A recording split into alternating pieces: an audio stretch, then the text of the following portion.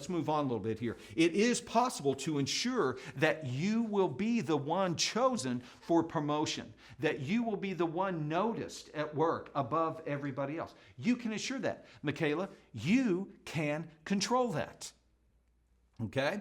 Most employees at work, again, 78% are disengaged. They are not connecting. 24% are actively disengaged. And then they sit there at work. They think they are being very helpful just because they showed up today. All right?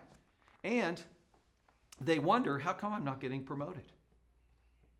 And they always blame. They point fingers. Well, it's the management. Well, they just like those other people. Anybody ever heard that before? Why did that person get that instead of me? Well, they just like them better. You know, they're mad at me. I did something. They're prejudiced. They're this, they're that, the other thing. You guys, that will get you nowhere in life. Just pointing and blaming. We have to begin to take control. And I want to let you know, those of you that are in your homes right now, I want you to listen, okay? You guys, you have control of your future. Your choices, the choices you make will determine where you go. That is so true. And if you don't believe me on that, I mean, again, go to the Google. We have heard stories over and over and over of people that have addressed an issue with the mindset of, I am going to take control and I'm going to overcome this thing. And we hear of people overcoming incredible odds. There's that commercial that's on TV right now of that guy. They've zoomed in on his face and he's climbing this snowy mountainside, you know. And then they pan back away a little bit and you realize, oh, he doesn't have any arms. And he's climbing up the side of this mountain attached to this rope in the snow. They pan back a little bit more. Oh, oops, he doesn't have any legs either. And so he's got like these little stubs and he's climbing up this mountain, overcoming obstacles. This is a guy that said, okay, this is my situation, but I'm not going to stop here. I'm going to go beyond. Is that fair enough? You guys okay with that? It can happen, but you have to take control of it. I love this. As far as being promoted and moving up within your company, the cost of moving somebody up within the company rather than going outside the company and bringing them in, the cost is 1.7 times less of moving somebody up if you promote from within. So who are they going to choose for these next positions? Are they going to go out or are they going to look in? I promise most managers are going to be looking to hire from within, to move up from within, because it's 1.7 times less than. That's the difference between paying $8,000 and paying $15,000. If you're a manager, you will choose $8,000 every single time. Okay? It's just how that works. 40% of external hires don't work out. 40% don't work out, as opposed to 23% of internal hires. Less than half of that actually work out when you hire from within. 52% of employees, Wall Street Journal says, 52% of employees say they are limited in filling leadership positions internally because of low talent. Which leads us to our next point here is, what the heck is talent? You know? Because I feel like I'm talented. I feel like I've got skills, all right? You know what I'm talking about there, Ruben? I feel like I've got skills. Let me tell you guys, there's a difference between what we call talent and what we call gifts. In high school, I had, thank the Lord on this thing, I had some natural athletic gifts, okay? I was able to do things free of charge. I just had some natural gifts. So when I was in high school, and in a small high school, I tended to stand out simply because I had gifts, because I could do things. And then all of a sudden I went to college to play football, and I found, oh, my gifts really aren't going to be enough. I need to have something called talent. Does that make sense? Gifts are things that you have free of charge. They're just stuff, it's stuff you are born with. Talents are things that you have to develop. As we look at these definitions here, a skill that you have mastered as a result of diligent practice. It was really interesting when I took my first teaching job. I was a football coach, and I found out really quickly how much I did not know about football. when I had to coach it. Because again, playing it all through high school and into college, I just played. I just did what I thought was right. And then all of a sudden, now I have to coach these people. I'm going, if someone comes to tackle you, just don't let them. That doesn't work, Reuben. You actually have to know about the game. You have to be able to discern. You have to be able to see certain things. And I didn't know the game. I didn't have a talent in the game. I had a gift in the game. So a question for you guys. Let's take a look here. Gifts are free. Talents come at a cost.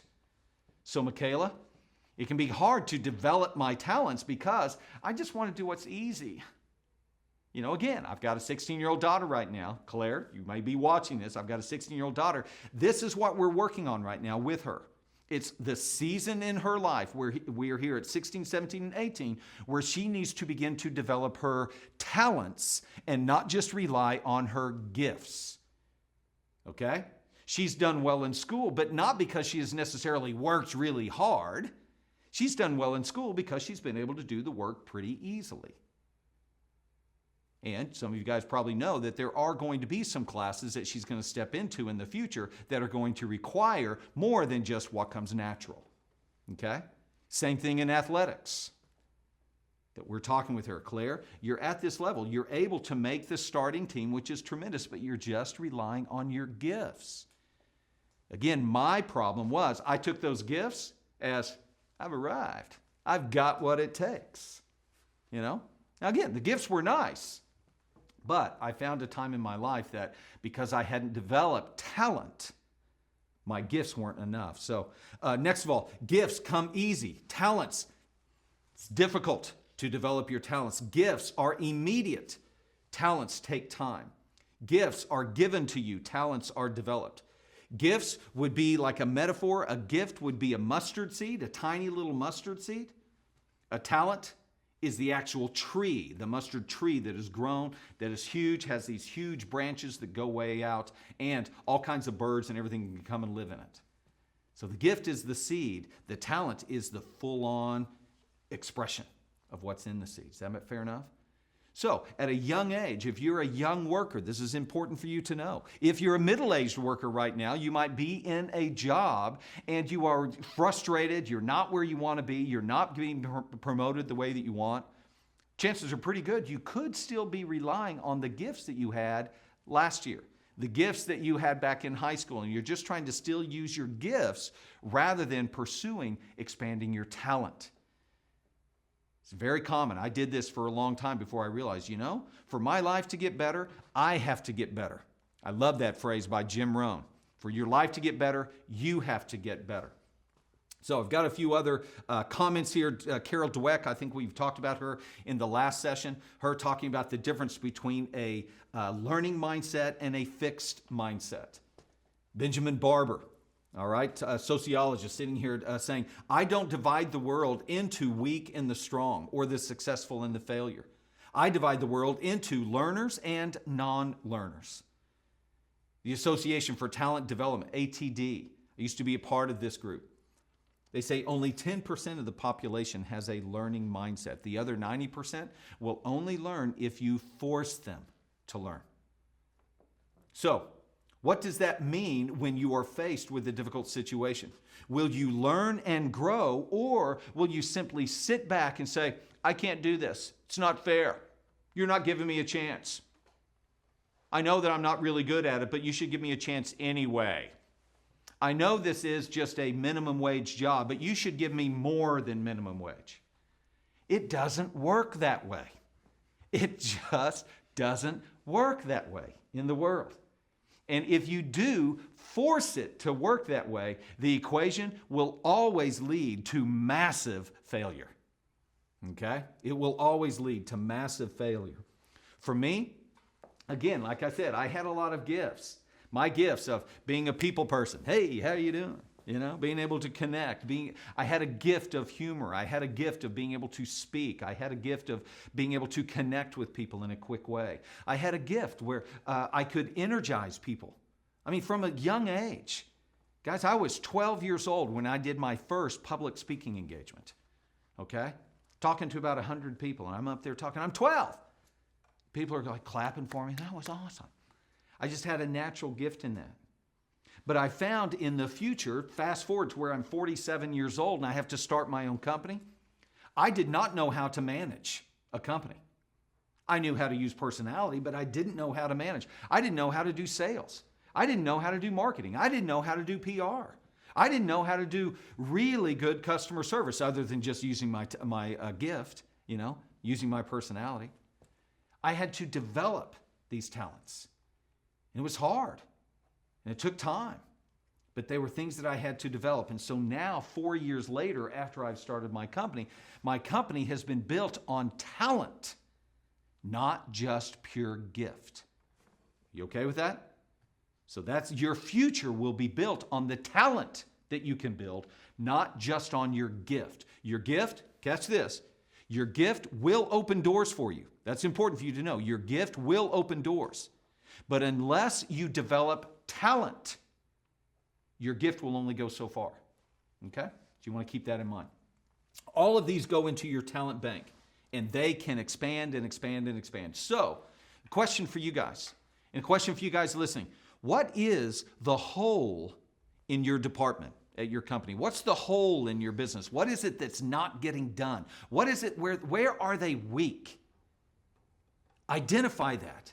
And then, what talents need to be in place? What talents need to be used to fill the hole? Guys, if you want to become irreplaceable in your jobs, whether it be right now at Gaetano's Pizza, or whether it's the next job you have, or the next job you have, or the next job you have as you move up, if you can identify where is the hole, where is the weakness, where is the pressure point, where is the pain, and then discover what is the skill set, what is the talent that needs to be used right there, and develop that skill set, you'll become irreplaceable. Well, Clay, I don't know what the pain is. I don't know what the hole is. What do you do if you don't know? What do you do if you don't know? You're in a job right now and you're going, man, I don't really know what the pain is. So I'll just go to work. What is the best thing to do? Who do you ask about that? Probably your manager. Boom! You ask your boss. You ask your manager. All right, when you look at your job, what is your main pain? What is your main pressure point? Well, it's this. It's customer service. It's dealing with these employees. It's getting everybody to get engaged. It's getting everybody to work. It's figuring out this problem.